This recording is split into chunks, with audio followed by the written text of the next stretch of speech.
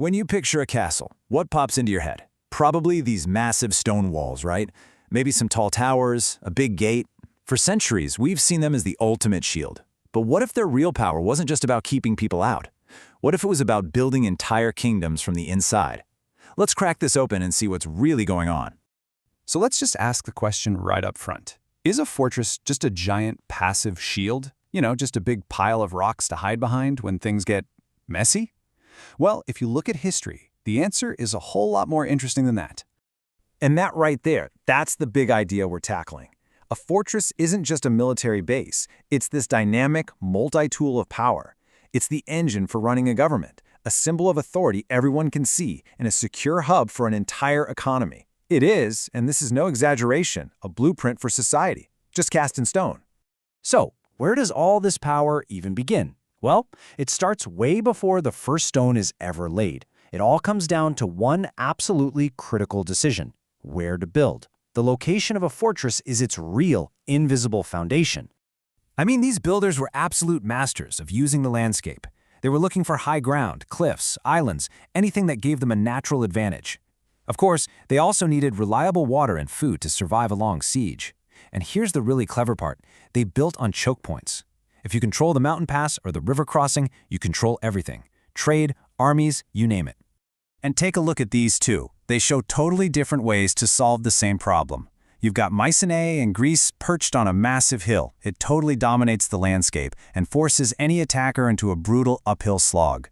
Then you have Mont Saint-Michel in France, which uses the sea as its moat. A land army is useless, and defenders can be resupplied by boat. Two brilliant strategies using the terrain itself as a weapon.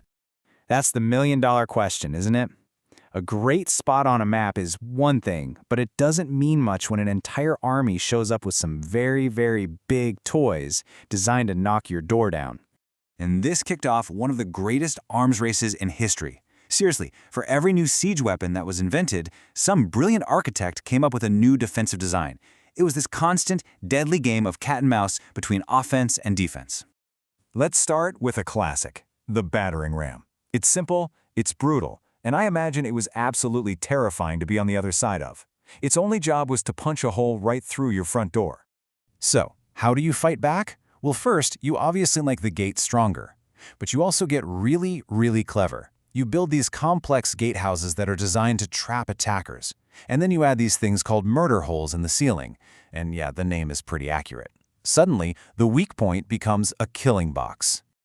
But then came the game changer, the trebuchet. This thing was a monster. It wasn't just knocking on the door anymore. This was a demolition crew from a distance. It could launch enormous rocks and just pulverize stone walls. Suddenly, a single high wall just wasn't going to cut it. So what do? Well, the answer is just brilliant. If one wall isn't enough, you build two or three. This is the idea behind the concentric castle, like the incredible Crac de Chevaliers. An attacker might break through the first wall, but then they're trapped in an open space, what historians call a killing zone, completely exposed to archers on the higher inner wall. Genius.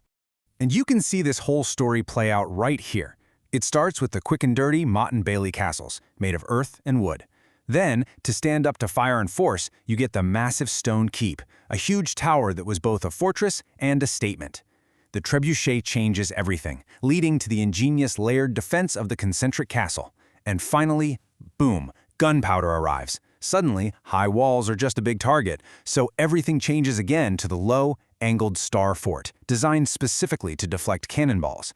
Every step is a direct answer to a new threat. Okay, we've been talking a lot about the hardware, right? The stone, the weapons, the fighting, but that's only half the picture, maybe even less than half. The real, lasting power of these places was about so much more than war. Because this is where the fortress transforms. It stops being just a military base and becomes the living, breathing heart of the entire kingdom. It's the secure center where everything that makes a society run actually happens. Just think about the Tower of London for a second. Was it a fortress? Absolutely. But it was also the royal palace and the center of government. It was where the king's justice was handed down. It had courts and a prison. It protected the economy by housing the royal mint. And maybe most importantly, its sheer presence was a constant, unavoidable symbol of the monarch's power. Those four pillars turned a pile of rocks into the heart of a nation. And you really can't overestimate the psychological punch that these things packed. Imagine you're a farmer or a merchant back then. That castle on the hill wasn't just a building. It was power made real.